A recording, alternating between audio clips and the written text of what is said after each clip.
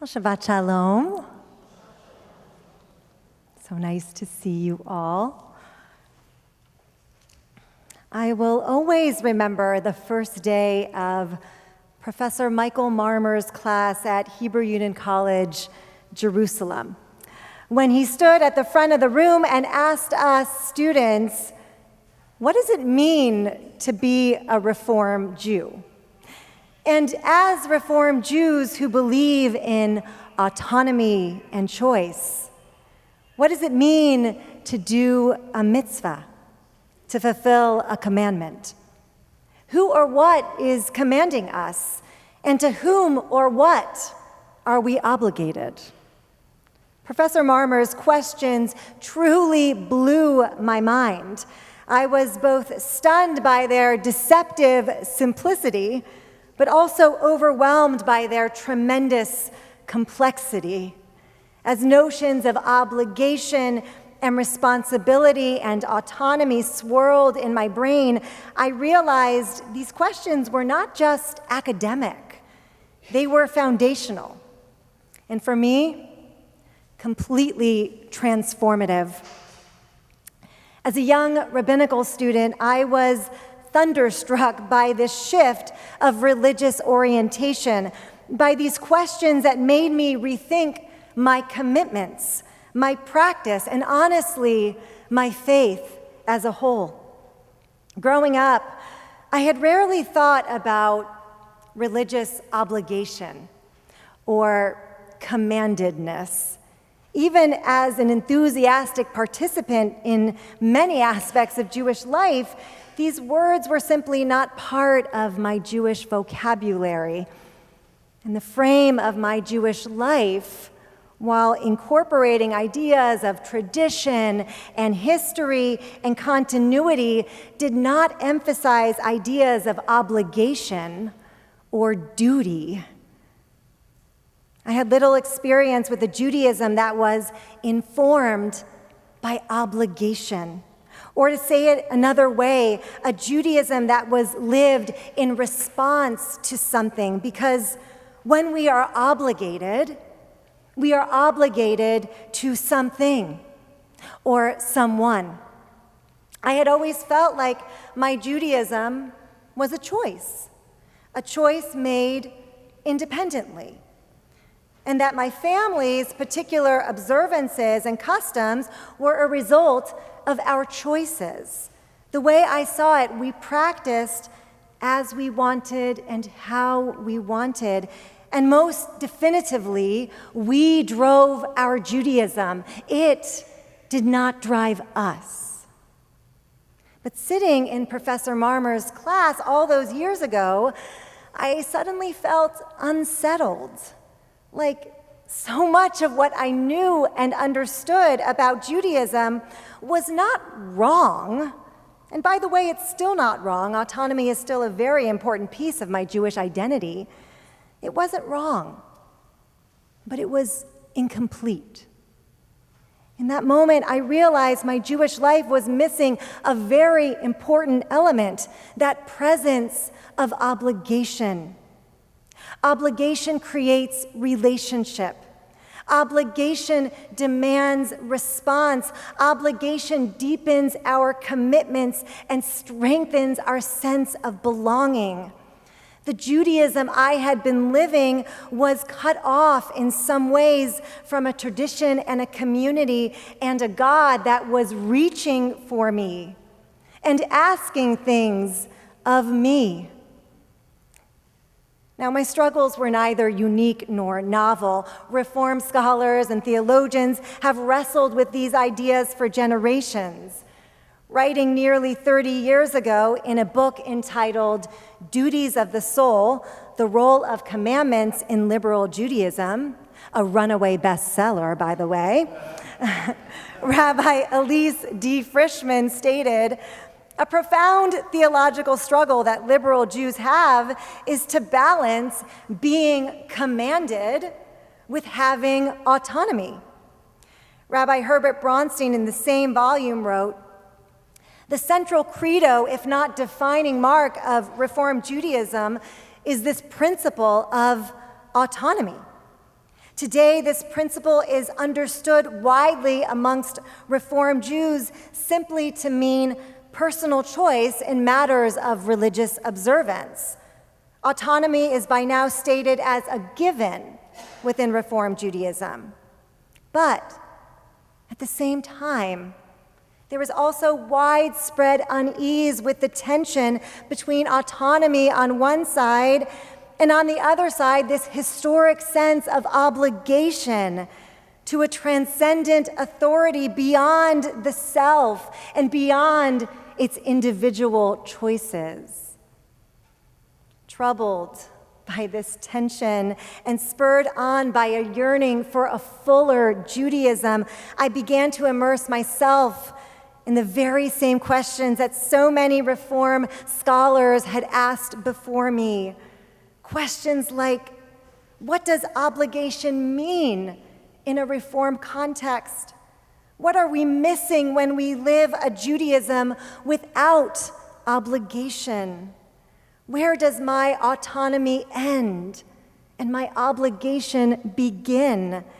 And what does this obligation demand of me personally, ritually, communally?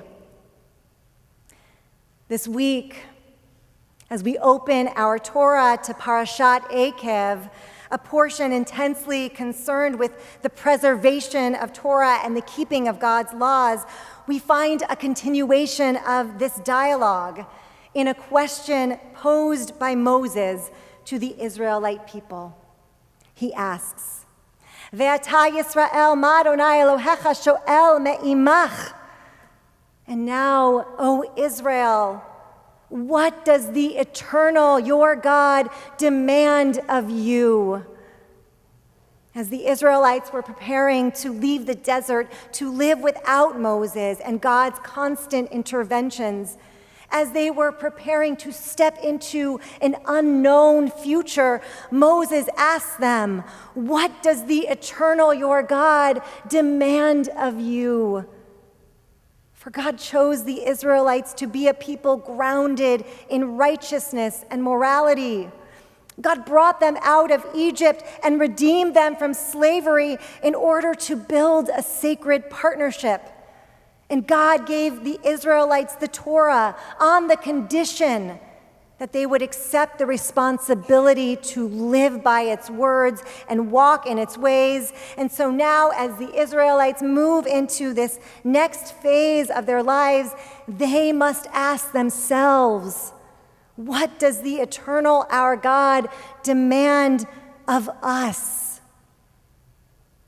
But this question is as much for us as it was for them. What does God demand of us? The question isn't theoretical or hypothetical. In fact, it's very concrete, and it's directed at each of us. And this question, what does God demand of us, reminds us that Judaism at its core is about relationship.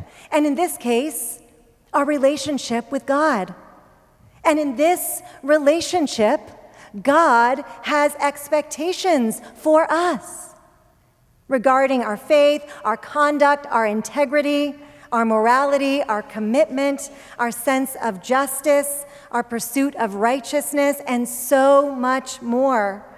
And as these expectations fell on our ancestors, they fall on us as well, especially now, as we're watching a world erupt in violence, as the Jewish people grow more and more embittered and divided, as a deeply polarizing war continues in Gaza, and as so many Israelis and Palestinians continue to suffer in its wake, as our hostages remain chained and starved in their underground prisons, as we witness the rise of extremism both here and in Israel, as autocratic leadership continues to threaten our civil liberties, and as anti-Semitism continues to silence and erase our people, we must ask, what does God demand of us? What does God require of us?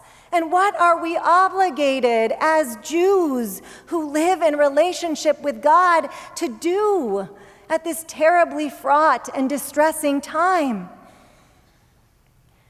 Tonight, our Torah lays out a framework of obligation for the Israelite people and for us as well. We read, "O Israel, what does the eternal your God demand of you? Only this, to revere the eternal God, to walk only in divine paths, to love and serve the eternal your God with all your heart and soul, keeping God's commandments and laws, which I enjoin upon you today for your good." And so, what is demanded of us? Our Judaism demands that we revere God, honoring each of God's precious creations and this miraculous world in which we live. Our Judaism demands that we walk in the ways of God, the ways of justice, of righteousness, of decency. Our Judaism demands that we love God by loving one another with openness and kindness and compassion. And our Judaism demands that we serve God by praying for a better, more humane, more peaceful future. And finally, our Judaism demands that we keep our commandments, remembering always our Torah, our history, and the miracles and struggles and revelations that brought us to this very moment. The mandate to love and revere and guard and worship is all-consuming. Notes one commentator, everything possible to ask within the power of humanity is expressed in this request. And perhaps that is by design. We move through this world in constant relationship with God. There is no place or time without God. We carry God everywhere we go, and therefore we carry God's values and morals as well. We are always meant to uphold God's standards. And so the question of obligation and responsibility is ongoing.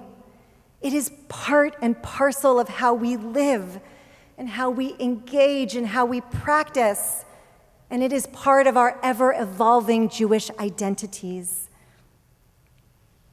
Tonight, it is this question that I want you to remember. The same question we find in our Torah, the question I heard in Professor Marmer's class, and the question that pervades the entirety of our Jewish tradition: what does God demand of us? May this question of obligation lead us all on a path of exploration and meaning. May it urge each of us to think about how we participate, when we participate, and why we participate. May it compel us to draw closer to our community, recognizing that each of us is a necessary and essential piece of the Jewish puzzle. And may it bring each of us closer to God, knowing that mutual obligation is the heart of this sacred relationship. And may we remember that the obligation of which I speak is not a burden, but an invitation to deepen our Judaism, to expand our engagement, and to realize that God needs us as much as we need God. May we continue to listen for God, to respond to God, and to nurture our relationship with God. May we strive always to bring the best of ourselves to every moment, and may we partner with God in building a world that one day demands only our awe, our admiration, and our love. Ken Yehi Ratzon, may it be so.